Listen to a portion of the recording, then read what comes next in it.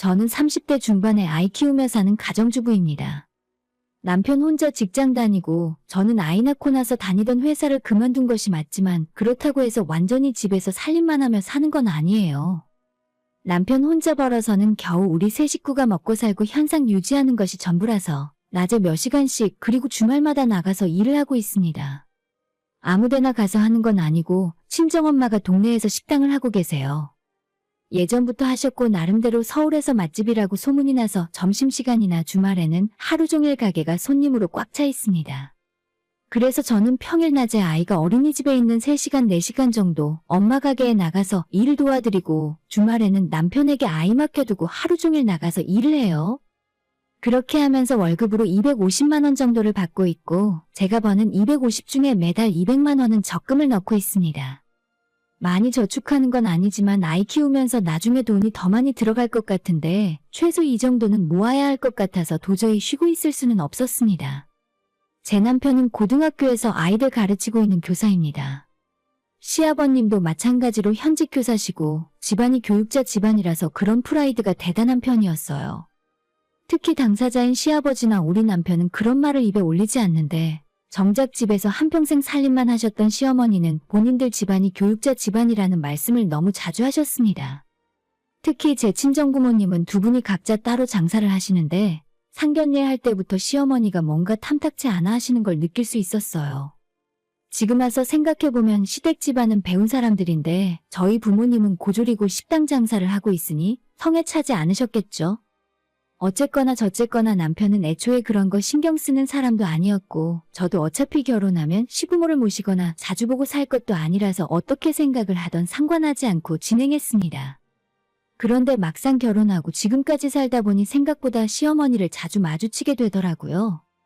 직장 다닐 때는 그런 부분을 크게 신경 안 썼는데 제가 아이 낳고 퇴사를 한 이후로 집에서 육아를 하거나 부모님 가게에서 일을 하면서 지내다 보니 시어머니가 자꾸 이래저래 신경 거슬리게 합니다. 손주 보겠다며 아무 때나 집으로 찾아오고 제가 낮에 일하고 있는 시간에 말도 없이 우리 집 앞까지 찾아와서 빈집 문을 두드리고 간 적도 있어요. 너는 애 키우려고 직장까지 그만뒀으면서 너희 엄마 가게 도와주는 건 좀 아니지 않니? 제가 공짜로 엄마 가게에서 일을 하는 것도 아니고 오히려 일하는 시간에 비하면 돈을 더 많이 받고 있는 거예요. 엄마가 제 사정을 아시니까 편의를 봐주시는 거지 보통 사람들이 이렇게 자기 편할 때만 일을 한다고 하면 어떤 사장이 써주겠습니까? 제가 아이를 어린이집에 맡겨두고 나가서 일하는 게 싫으면 어머님이 그만큼 저한테 돈을 주시면 해결될 일이잖아요. 맨날 해결 방법도 없는데 이래라 저래라 와서 잔소리만 하고 가시고 입에 바른 소리만 하실 거라면 솔직히 안 찾아오셨으면 좋겠다 생각이 들 정도였죠. 아까도 말씀을 드렸지만 친정엄마가 하는 식당이 이 주변 지역에서는 나름 유명해요. 서울권 내에서는 나름대로 맛집이라서 사람들이 멀리서도 꽤 많이 찾아옵니다. 가게를 운영하신 지도 20년이 넘었고 그만큼 오래된 단골들도 많이 계시죠. 그 중에서도 엄마가 담근 겉절이와 묵은 김장김치를 손님들이 정말 좋아하는데 어느 정도냐고 하면 아예 1kg에 10,000원씩 포장해서 사가는 손님들이 엄청 많아요. 솔직히 제 생각에는 엄마가 김치 장사를 했으면 진작 더 크게 성공했을 것 같습니다. 아빠가 사장인 고깃집에서도 엄마가 담근 김치를 가져다 쓰는데 거기서도 사람들이 김치 맛있다고 계속 찾아올 정도고 사실상 우리 친정 집안을 일으킨 건 엄마의 김치 만드는 손맛 덕분이라고 해도 과언이 아니에요. 친정이 엄청 잘 사는 건 아니지만 빚 없이 지금 살고 계시는 아파트 한 채 갖고 계시고 월세 잘 나오는 4층짜리 작은 건물 하나 있으십니다. 가게 두 곳에서 매달 버는 수익도 적지 않으니 솔직히 말해서 시댁보다 친정이 경제적으로만 보자면 훨씬 잘 사시는 게 현실이에요. 선생님이라는 직업이 돈으로 따질 수 없는 일이고 사회적으로 존경받는 일인 건 맞지만 그래도 돈을 엄청 잘 버는 일은 아니잖아요. 그러니까 제가 어쩔 수 없이 나가서 일을 할 수밖에 없는 건데도 어머님이 보시기엔 마음에 들지 않으신 것 같아요. 저는 지금이야 아이한테 신경을 많이 써야 하니까 어쩔 수 없다지만 나중에는 엄마가 하는 가게를 물려받아서 할 생각까지 하고 있거든요. 당장 버는 돈도 중요하지만 미리미리 주방 일이며 가게 돌아가는 걸 배워놔야 할 거 아닙니까? 아무 생각 없이 대충 사는 게 아닌데 어머님은 저를 너무 대놓고 무시하세요. 너가 나가서 식당에서 일을 하고 있으면 내 아들이 뭐가 되냐? 다른 사람들이 손가락질 하지 않겠어? 차라리 집에서 애를 열심히 보고 내조를 더 잘하려고 해봐라. 아니, 제가 위에서도 이야기했지만 남편 혼자 벌어오는 돈으로 서울에서 아이 키우며 사는 것이 만만한 일이 아니에요. 대출금도 갚아야지. 매달 숨만 쉬어도 나가는 전기세, 통신료, 보험비 등등. 고정적으로 월급 통장에서 빠져나가는 돈이 200만 원 정도는 되는 것 같습니다. 거기에 먹어야지 입어야지. 가끔 하루씩 아이 데리고 놀러 가는 것도 전부 돈이잖아요. 제가 여기서 남편의 월급을 정확하게 말을 할 수는 없지만 생활비만 쓰면서도 적자 안 보면 다행이다 싶어요. 살림을 좀 더 야무지게 하고 아꼈으면 남편 혼자 벌고 제가 살림만 하면서도 모자라진 않을 텐데, 저는 차라리 제가 고생을 좀 더 하더라도 많이 벌어서 저축도 더 하고 싶고 아이한테 남편한테 더 많은 걸 해주고 싶거든요.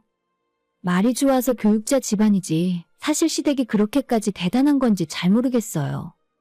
대학 교수 정도 되는 것도 아니고 시아버님이 교단에서 오래 있던 건 사실이지만 교장 선생님이나 교감 선생님인 것도 아니거든요. 정년 퇴직이 코앞이신데 시댁 재산이라고는 두 분 사시는 작은 아파트 한 채와 아버님 타고 다니시는 국산 중형차, 어머님 타고 다니는 경차 한 대가 전부예요.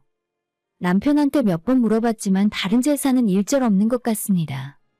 물론 아버님 퇴직하시면 평생 연금이 나오겠지만 그렇다고 해서 어머님이 생각하시는 것처럼 엄청 대단한 교육자 집안이 뭔지는 저는 잘 모르겠습니다.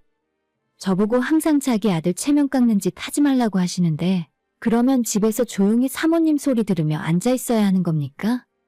당장 먹고 살 돈도 부족한데 가만히 있으면 대체 누가 저를 대접해 주겠어요? 사실 시어머니가 저나 저희 부모님을 더 못마땅하게 생각하는 건 시어머니의 끔찍한 요리 솜씨도 한몫한다고 생각해요. 평생 전업주부로 사셨지만 시어머니의 음식 솜씨만큼은 정말 형편이 없습니다. 오죽하면 결혼 전에 우리 남편이 제가 만들어준 도시락을 먹어보고 저와 결혼을 결심했다고 말했을 정도니까요. 시댁에 가서 가끔 밥을 한 번씩 먹을 때면 모든 음식의 간이 전부 엉망진창이라서 그저 살기 위해 먹는 것 같아요. 남편이 저랑 우리 엄마가 손맛이 좋고 음식을 맛있게 한다고 시부모님한테 하도 자랑을 해놔서 예전부터 종종 저희 집에서 식사 대접을 한 적이 있습니다. 그럴 때마다 아버님이 밥을 두 그릇씩 드시고 반찬도 차려놓으면 싹싹 비우세요. 아버님이 워낙 잘 드시니까 집에 가서도 드시라고 따로 반찬도 몇 번씩 챙겨드리고, 엄마 가게에서 새로 양념 게장 같은 걸 무치는 날에는 시댁 드리려고 한 통씩 얻어서 직접 가져다 드리기도 했었어요. 아버님이 잘 드시니까 좋은 마음으로 했던 일인데 시어머니가 입으로 방정을 떠는 바람에 지금은 아예 그런 것도 하지 않습니다. 너희 엄마가 하시는 반찬은 전부 달고 짜고 건강에는 별로 안 좋겠더라. 음식이 달면 쉽게 물리는 법이야. 누가 보면 요리 연구가쯤 되는 줄 알겠어요. 식당에서 나오는 반찬들이 달고 짜기 마련이지. 그럼 싱겁고 밍밍하면 누가 돈을 내고 밥을 사 먹겠습니까? 좋은 마음으로 했던 일인데 어머님이 저런 헛소리를 하시니까 이제는 아예 시댁에는 콩자반 한 톨도 가져다 드리는 일이 없어요. 저와 우리 엄마 반찬 맛있게 드시는 아버님께는 조금 죄송한 일이지만 저라고 기껏 베풀면서 안 좋은 소리 듣고 싶겠습니까? 문제는 그 짧은 기간에 우리 모녀 손맛에 아버님이 길들여져 버리셨다는 거죠. 모르고 살았을 때는 상관없지만 한 번 맛있는 반찬으로 식사를 하셨던 시아버지는 그 뒤로 어머님이 해주신 음식을 먹기가 더 힘드셨나 봐요. 어머님의 자존심이 대단하기 때문에 제 앞에서 그런 말씀을 직접 하시지는 않았지만 남편을 통해서 나중에 듣기로는 아버님이 어머님 보고 저희 집에 가서 반찬 좀 얻어오라는 소리를 자주 하셨던 것 같아요. 솔직하게 이야기하고 너희 엄마 손맛이 좋으신 것 같더라 정도로만 말씀을 하셨어도 제가 선뜻 우리 집 반찬을 시댁에 계속 나눠드렸을 거예요. 어차피 우리 엄마 가게는 매일 많은 양을 새로 만들기 때문에 집에서 식구들 먹을 정도로 한 통씩 가져가는 건 아무렇지도 않거든요. 근데도 그놈의 교육자 집안의 체면이라는 것이 뭔지. 어머님은 절대 제 앞에서 아쉬운 소리 하는 걸 싫어하셨어요. 그런데 얼마 전부터 제가 식당에 일하러 나갔다가 집에 들어와 보면 냉장고에 있는 반찬이 조금씩 줄어있는 것을 알게 되었습니다. 하도 이상한 생각이 들어서 오죽하면 남편에게 낮에 학교에서 급식 안 먹고 집에 와서 밥 먹고 갔냐고 물어본 적도 있는데 당연히 우리 남편은 자기가 그럴 시간이 어딨냐고 아니라 하더라고요. 솔직히 바로 누가 했는지 의심이 가는 사람이 있었지만 물증이 없었고 사실 어머님이 우리 집 반찬을 가져가더라도 그걸 트집 잡아서 뭐라 하고 싶은 마음은 없었습니다. 우리 집에 몰래 들어와서 반찬통 서리를 해갔다는 것 자체가 우스운 일이잖아요. 처음에 일주일 정도 그렇게 조금씩 반찬이 줄어들다가 제가 아무런 내색을 안 하니까 모르고 있다고 생각하셨나 봐요. 그때부터는 조금씩 대범하게 많은 양을 가져가기 시작했습니다. 김치 냉장고에 하나 가득 있던 물김치도 반통을 한 번에 퍼가시고 반찬 없을 때 볶아 먹으려고 빨간 양념된 돼지 주물럭도 한 팩을 통째로 가져가시기도 했어요. 그걸 보면서 화가 난다기보다는 자존심이 얼마나 세길래 며느리 집에 냉장고를 털어가면서도 잘 먹었다 고맙다는 말 한마디 하지 못할까 싶어서 어머님한테 정이 떨어지고 말았습니다. 당연히 시어머니는 그 반찬들을 누가 만들었는지 뻔히 알고 계시잖아요. 제가 엄마 가게 놔두고 반찬 가게에서 사온 것도 아닐 텐데 그냥 처음부터 솔직하게 말을 하고 잘 먹었다는 말이라도 한마디 하면 어디가 덧납니까? 그 이후로도 일주일에 두세 번 이상은 제가 집을 비운 사이에 냉장고를 털어가셨고 그러다가 얼마 전에 사고가 한 번 터진 적이 있어요. 엄마 가게에서 생굴 넣고 겉절이를 만들었는데 그날 장사 끝나고 겉절이가 조금 남아서 그걸 제가 집으로 가져왔습니다. 그날이 주말이라서 집에 남편과 아이가 있었는데 제가 퇴근하고 들어오니 집이 완전 엉망으로 어질러 놓았더라고요. 부랴부랴 집 청소하고 아이 씻겨서 먼저 재우고 치킨 한 마리 주문해서 남편이랑 맥주 한잔하고 잠들었는데 뭔가 하나를 깜빡했어요. 엄마 가게에서 가져온 굴겉절이를 냉장고에 넣어두지도 않은 채 제가 집에 오자마자 청소하고 아이 씻기고 하느라 까맣게 잊어버리고 있었습니다. 겉절이는 그대로 저희 집 싱크대 위에 반찬통에 담긴 채로 나와 있었고 다음날 아침에도 신경 못 쓰고 그대로 방치되어 있었죠. 남편 출근시키고 아들 어린이집 보내놓고 저 역시 엄마 가게 출근했다가 돌아왔습니다. 그때까지도 겉절이의 존재는 완전히 제 기억에서 없는 상태였는데 문제는 여기서 어머님이 저희 집에 왔다가 겉절이를 발견하시고는 집으로 가져가셨더라고요. 솔직히 저는 겉절이를 완전 잊은 상태였기 때문에 가져가신 줄도 모르고 있었습니다. 그저 집 냉장고에 반찬이 또 조금씩 사라져 있었기 때문에 어머님이 월요일부터 우리 집에 왔다 가셨구나 추측만 하고 있었죠. 그리고 그날 아무 일 없이 하루가 지나갔고 밤에 잠을 자고 있었는데 갑자기 남편 핸드폰이 울렸습니다. 새벽 2시쯤이었는데 집 근처 병원 응급실이었고 시부모님이 지금 응급실에 실려왔다고 해서 저희가 깜짝 놀랐습니다. 저는 아이 때문에 집에 남아 있었고 남편이 혼자 옷을 챙겨 입고 병원으로 달려갔어요. 대충 여기까지 듣고 짐작을 하실 수 있겠지만 식중독이었죠. 대체 뭘 잘못 드셨길래 식중독까지 걸리셨을까 싶었지만 저랑 크게 상관없는 일이라 생각했었죠. 그런데 다음날 어머님이 어느 정도 회복이 되셨는지 저한테 전화를 해서 따지시는 겁니다. 야, 너네 집에서 가져온 겉절이 먹고 우리가 이렇게 된 거 아니야. 너희 엄마 문제 있는 거 아니니? 어떻게 상한 음식을 만들 수 있어? 갑자기 이게 무슨 헛소린가 싶었는데 가만 생각해보니 어머님이 말하는 겉절이가 그 겉절이였어요. 아마도 따뜻한 저희 집에서 하루 종일 밖에 나와 있었으니 겉절이 안에 들어있는 굴이 완전히 맛이 가버린 것 같았습니다. 그런 줄도 모르고 어머님은 굴김치라면서 통째로 가져가셨고 그날 저녁으로 아버님과 함께 수육까지 야무지게 삶아서 드신 것이었어요. 중간 사이즈 반찬통으로 하나 가득 있었는데 그걸 두 분이 다 드셨으니 탈이 날 만도 하죠. 모든 상황이 이해가 된 이후로 자꾸 웃음이 터져나오는 걸 간신히 참았어요. 야, 너 이거 어떻게 책임질 거야? 식당에서 상한 음식 팔다 걸리면 문 닫는 거 몰라? 그 말에 저도 그동안 참아왔던 말을 해드렸습니다. 어머님 싱크대 위에 있던 거 가져가신 거예요? 그거 상해서 음식 쓰레기로 버리려고 내놨던 건데 그걸 왜 말도 없이 가져가서 드셨는지 모르겠네요. 안 그래도 요즘 냉장고에 반찬이 자꾸 줄어든다 싶었는데 설마 교육자 집안에서 몰래 가져다가 드실 거라고는 상상도 못했어요.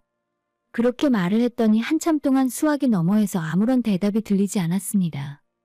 자기가 생각해봐도 쪽팔리고 창피한 일인데 무슨 할 말이 더 있겠어요? 그날 저녁에 남편한테도 어떻게 된 일인지 상황을 설명해줬더니 얼굴은 물론이고 목덜미까지 시뻘겋게 달아오르면서 부끄러워하더군요. 자기 엄마가 며느리 냉장고에서 반찬 도둑질을 할 줄은 꿈에도 몰랐겠죠. 하루 이틀도 아니고 몇 달에 걸쳐서 하셨는데 제가 모르는 척 눈 감아드리고 있었잖아요. 그 이후로 시댁에서 무슨 일이 벌어졌는지는 모르지만 남편이랑 시아버지가 어머님을 가만두진 않았던 것 같아요. 그 뒤로 단 한 번도 어머님이 저희 집에 오는 일은 없었고 평소 같으면 이틀에 한 번꼴로 저한테 전화해서 잔소리를 하셨을 텐데 전화는 물론이고 문자 한 통 없습니다. 어머님한테 직접 사과를 받진 못했지만 아버님이 얼마 전 전화하셔서 그런 일이 있으면 진작 말을 하지 그랬냐고 아버님은 제 허락을 받고 가져오는 줄 알았다 하시더라고요. 솔직히 아버님이 이번 사건에서 무슨 잘못이 있겠습니까? 오히려 최대 피해자나 마찬가지죠. 남편도 이번 사건 이후로 저한테 미안해하고 눈도 잘 못 마주치는데 어머님 한 분 때문에 온 식구들이 이게 무슨 난리입니까? 앞으로도 시어머니가 제게 사과를 하고 반찬 나눠달라고 직접 말씀을 하시면 저는 언제든지 가져다 드릴 용의가 충분히 있어요. 그런데 그놈의 자존심 때문에 제 앞에서 굽히고 들어오실 분이 아닌 것 같습니다. 저의 어머님이 그러던가 말던가 아무 상관없고 솔직히 끝까지 저한테 사과 안 하셨으면 좋겠어요. 어차피 속으로는 저를 인정 안 하실 분이라서 그런 사람한테 우리 엄마가 정성 들여 만들어주는 반찬들을 나눠주고 싶지 않거든요. 덕분에 저는 요즘 너무 홀가분하게 마음 편히 살고 있고 이대로 어머님이 눈에 안 띄었으면 좋겠다 싶습니다. 세상에 굴러들어온 복을 이렇게 걷어차는 사람도 있네요. 오늘의 사연은 여기까지입니다. 구독과 좋아요, 알람 설정 부탁드려요. 다들 행복하시고 좋은 하루 되세요.